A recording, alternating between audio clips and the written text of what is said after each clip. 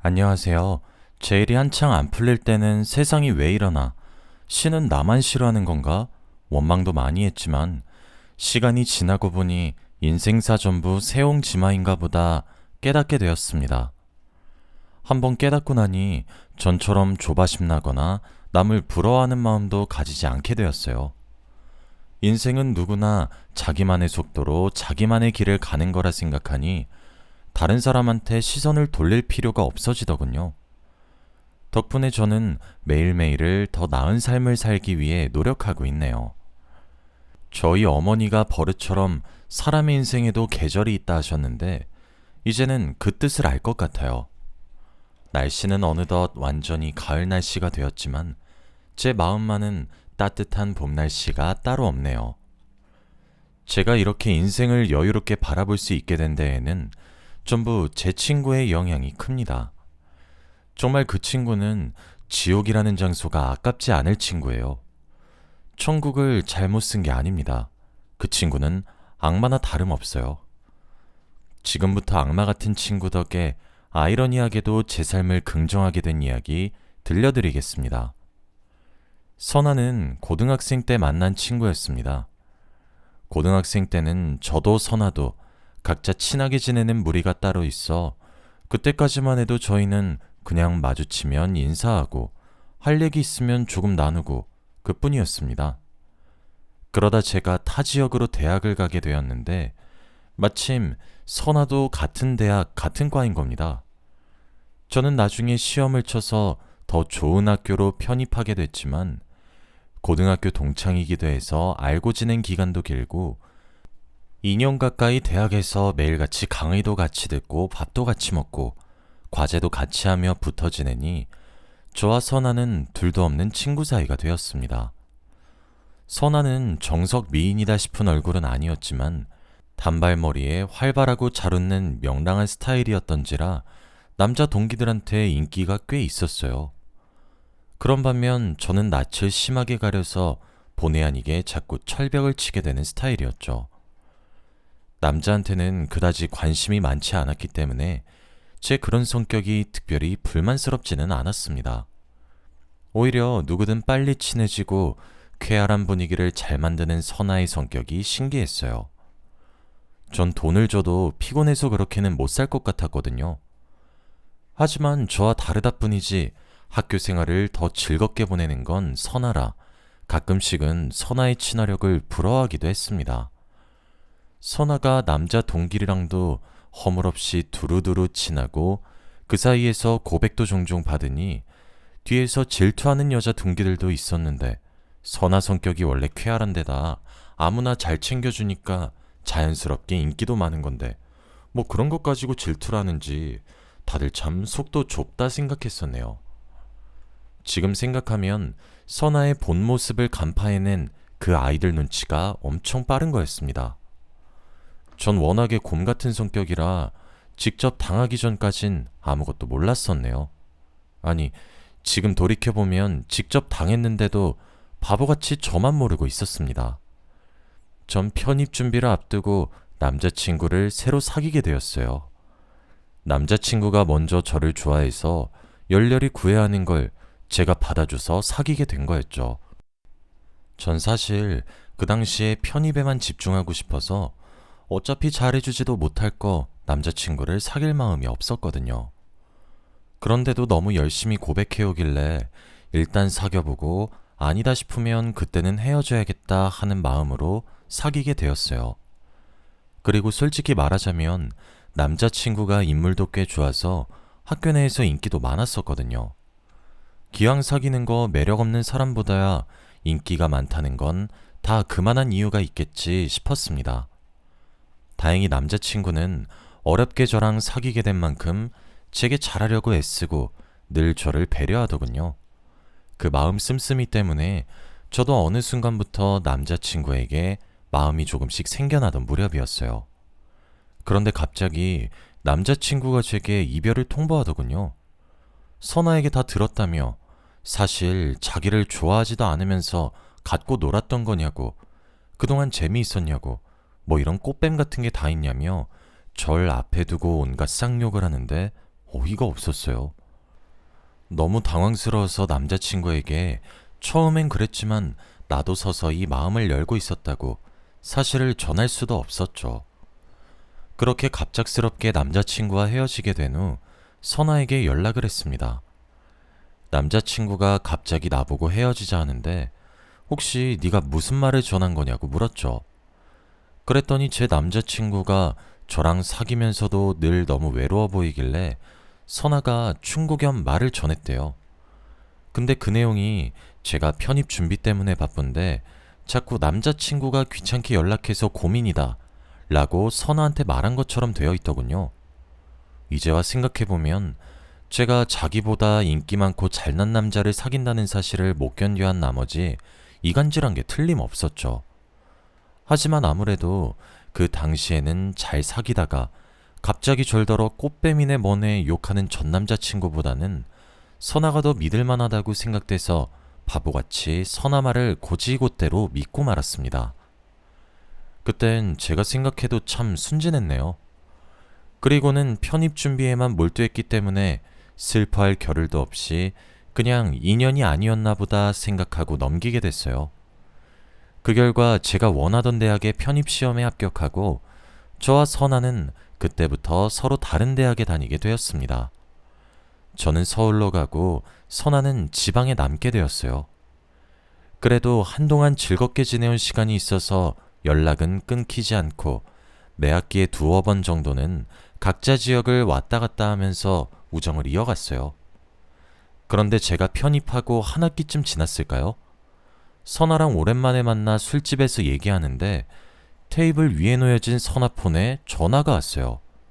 화면을 보니 현상 오빠라고 적혀 있는데 그때 뭔가 싸했습니다. 제가 편입하기 전쯤 선아가 전한 말 때문에 헤어진 남자친구 이름도 현상이었거든요. 선아 얼굴이 살짝 굳더니 잽싸게 전화를 끊어버리더군요. 그 행동이 더 수상해서 내가 아는 그 현상 오빠냐고 물으니 한참을 망설이다 맞다고 대답하더군요. 제가 편입하고 난 후에 동아리며 대외 활동이며 우연히 만나게 되는 일이 많았고 얼굴을 자주 보다 보니 호감이 생겨 사귀게 되었대요. 근데 아무래도 제 전 남자친구이다 보니까 제게 말하기 꺼려져서 여태 숨기고 있었다고 털어놓더군요. 솔직히 기분이 썩 상쾌하진 않더군요. 하지만 어차피 짧게 사귄 사람이고 헤어진 지 오래되기도 한데다 편입한 학교에서 새로운 사람을 만나 교제 중이었기에 대수롭지 않게 여기고 너그럽게 축하해줬습니다. 3살 버릇 80까지 간다더니 여기서 선아와의 연을 끊어냈어야 했어요. 그러다 학년이 올라가면서 점점 바빠지고 졸업 후 취업까지 하니 선아와의 연락이 점점 뜸해졌습니다. 선아를 다시 만나게 된 건 30대 초반이 되어서였어요. 그때는 제가 이미 누군가의 아내가 되어 있었죠. 다음 날이 명절 연휴라 머리를 깔끔하게 정리할 겸 미용실에 갔는데 제가 자주 갔던 미용실 원장님의 예약이 가득 찼더라고요. 하는 수 없이 급한 대로 근처 다른 미용실에 갔는데 거기에 선아가 있었습니다. 뜻하지 않은 장소에서 만나게 돼 저희 둘 다 깜짝 놀랐었습니다. 제가 서울에는 웬일이고 왜 갑자기 미용을 시작한 거냐 물으니 성적도 안 좋고 전공 살려서 벌어먹기도 힘들어서 뒤늦게 미용 기술을 배웠대요. 지방에서 미용사 하는 것보다는 사람 많은 서울이 좋을 것 같아 서울로 와서 견습 미용사로 일을 하고 있다 하더군요. 저는 오랜만에 만난 선아가 반가워 이런저런 이야기를 주고받았습니다.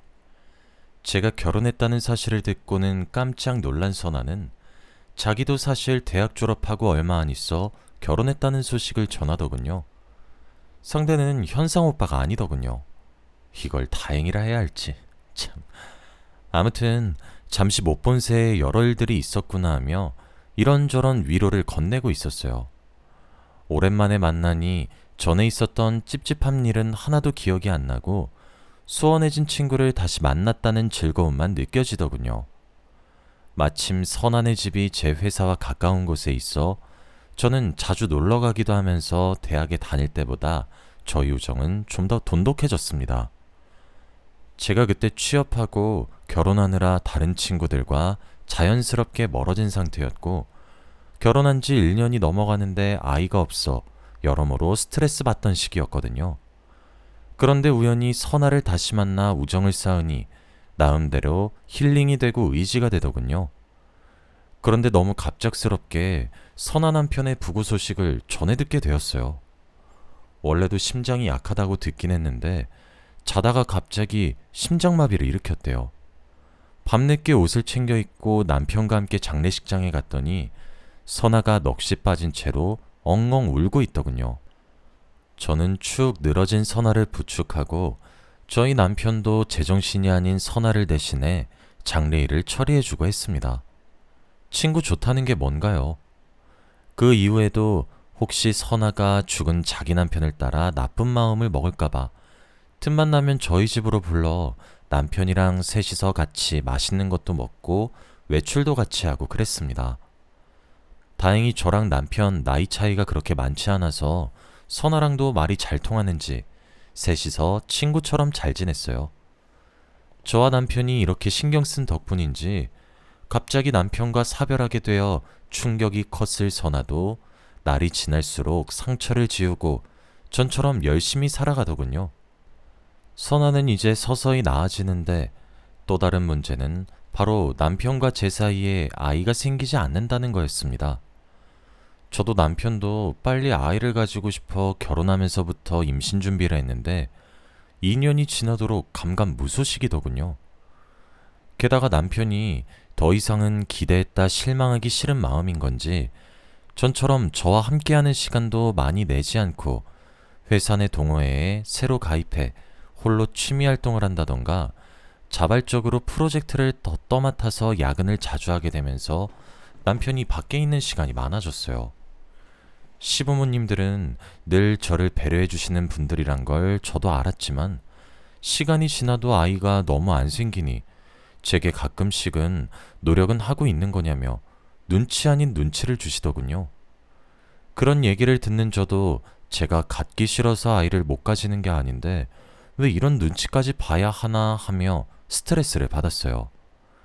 그럴 때마다 선아네 집으로 가서 아이가 안 생겨 고민이라고 털어놓고 이제 시부모님들도 닥달하신다며 너무 스트레스라고, 와중에 남편은 아예 포기한 건지 집에 있는 시간도 많지 않아 나 혼자 어떻게 하면 좋을지 모르겠다고 하소연하고 그랬습니다. 그럴 때마다 선아는 늘 제 편인 것처럼 묵묵히 제 얘기를 잘 들어줘서 저도 마음 놓고 속에 담아둔 말들을 꺼냈어요. 하루는 남편이 잔뜩 술에 취해 밤늦게 집에 돌아왔길래 옷도 벗지 않고 침대에 엎어져 자는 남편의 양복 재킷을 벗겼습니다. 근데 옷을 들었을 때부터 뭔가 묵직하더니 한쪽 주머니가 볼록하더군요. 네모 반듯한 딱딱한 뭔가가 만져져서 꺼내보니 명품 브랜드의 로고가 박혀있는 선물 상자였습니다. 조심스럽게 열어보니 귀걸이 목걸이 세트가 있더군요.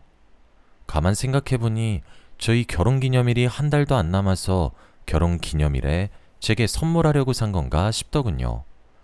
최근에 둘 사이가 좀 냉랭하긴 했지만 이 사람도 정신 차리고 다시 제게 잘하려는 건가 생각돼서 뿌듯해진 나머지 뜯지 않은 것처럼 닫아서 다시 주머니에 넣어놓고 남편에게는 모르는 척 했습니다. 이윽고 대망의 결혼기념일이 되고 저는 간만에 맛있는 저녁이랑 비싼 와인까지 준비해서 남편의 퇴근을 기다리고 있었습니다. 오늘만큼은 남편도 일찍 돌아와서 제게 장미 꽃다발을 건네더군요. 메인 선물이 따로 있다는 걸 안 저는 모르는 척 꽃이 너무 예쁘다고 내숭을 부리며 남편에게 고맙다고 했어요. 식사를 다 했을 무렵 남편이 말했습니다. 사실 선물 따로 있어. 그래? 뭔데? 여기 있어. 한번 열어봐. 주머니에서 뭔가를 꺼내길래 당연히 저번에 본 명품 주얼리 세트인 줄 알았습니다. 그런데 남편이 식탁 위에 올려놓은 건 다름 아닌 향수더군요. 예상 밖의 선물인지라 또 향수로 속여놓고 진짜 선물은 따로 있다는 식으로 나오려는 건가 기대했습니다. 그런데 남편은 그 뒤로 아무것도 꺼내지 않았어요. 실망스러운 결혼기념일이 그렇게 지나가고 저는 배신감에 휩싸였어요. 남편의 양복 주머니에서 꺼낸 주얼리는 딱 봐도 여성용인데다 디자인이 딱 제 나이대 여자나 할 법한 거라 시어머님께 드릴 만한 것도 아니었어요. 근데 결혼기념일이 지나도록 남편이 아무 말 없는 걸 보면 그 선물 주인은 제가 아니고 따로 있다는 건데 결국 그게 무슨 뜻이겠습니까? 남편에게 다른 여자가 있다는 거죠. 가만 앉아 생각해보니 제가 과민 반응하는 건가 싶기도 해서 제 3자가 보기엔 어떻게 생각할지 의견을 묻고 싶어 선아의 집을 방문했습니다. 그런데 선아의 목에 낯익은 목걸이가 걸려있더군요. 남편의 양복 주머니에서 본 그 목걸이요. 제가 모르는 척 목걸이 못 보던 건데 새로 샀냐, 예쁘다 하니까 선아가 살짝 당황하더니 웃으면서 제게 말했습니다. 사실은 나 새로 만나고 있는 사람 있거든. 남편 죽고 그 사람이 알게 모르게 많이 도와주기도 했고 워낙 잘해줘서 이 목걸이 그 사람이 선물해 준 거야. 선아의 말을 듣고 저는 최대한 당황한 기색을 숨기고 다행이라고 잘 됐다며 선아를 축하해 줬습니다. 속은 썩어 문드러지는 기분이었어요. 남편의 외도 상대가 선아였다니. 게다가 제가 모를 줄 알고 대놓고 선물을 자랑하기까지. 얼마나 저를 만만하게 보는지 알만하더군요. 선아를 만나고 집에서 남편을 기다리는데 아니나 다를까 또 자정이 넘어서야 술에 떡이 돼서 돌아오더군요. 어쩌면 선아를 만나고 온 걸 수도 있겠다 싶었습니다. 죽은 듯이 엎어져 잠만 자는 남편 옆에 남편 핸드폰이 널브러져 있길래 조심스럽게 들고 화장실로 가서 남편의 폰을 켰습니다. 원래 휴대폰 같은 사생활에는 전혀 간섭을 안 했던 터라 특별히 잠금을 걸어두진 않았더군요. 메신저로 들어가 보니 가장 최근에 온 메시지 내용이 눈에 띄었습니다. 오빠 오늘도 즐거웠어 잘 가 라고 쓰여 있더군요. 발신인을 보니 선아였어요.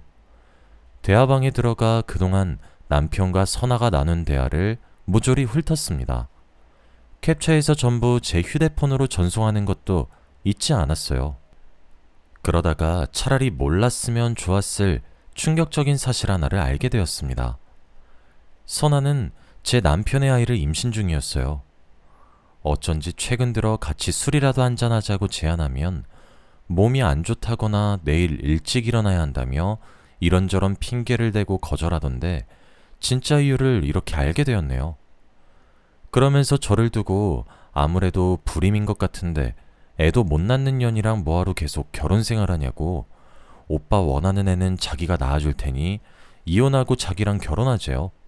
또 남편은 좋다고 답장도 해놓은 걸 보니 분노로 머리가 터질 것 같더군요. 짜증이 치밀어 올라 골아떨어진 남편 위에다 냉수를 쏟아 부었습니다. 남편이 화들짝 놀라 침대에 굴어떨어지면서 일어나더군요. 몸개그도 아니고 꼴이 얼마나 가짰던지. 아직 비몽사몽한 채로 이게 무슨 짓이냐며 절더러 소리치는 남편에게 말했습니다. 선아한테 준 목걸이 예쁘더라? 당신이 그걸 어떻게... 그런 것까진 당신이 알 필요 없어. 나 모르게 둘이 붙어먹고 노는 줄은 몰랐네. 선아랑 애도 만들고 가만 냅뒀다간 아주 살림도 따로 차렸겠어? 여보, 진정해. 진정하고 내 얘기 좀 들어봐. 듣긴 뭘 들어. 난 지금 당신이랑 한 공간에 있는 것도 역겹고 불결해. 변명할 생각하지 말고 이혼소장 보낼 거니까 위자료나 준비해둬.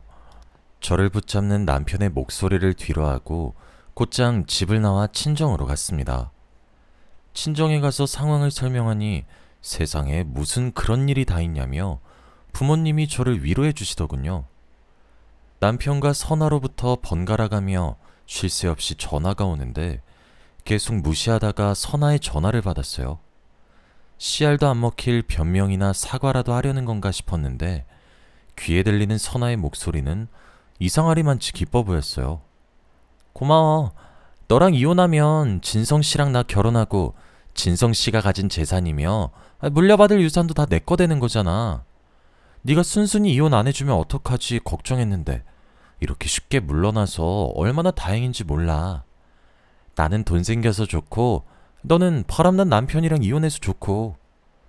대체 무슨 소리를 하는 건가 싶었어요.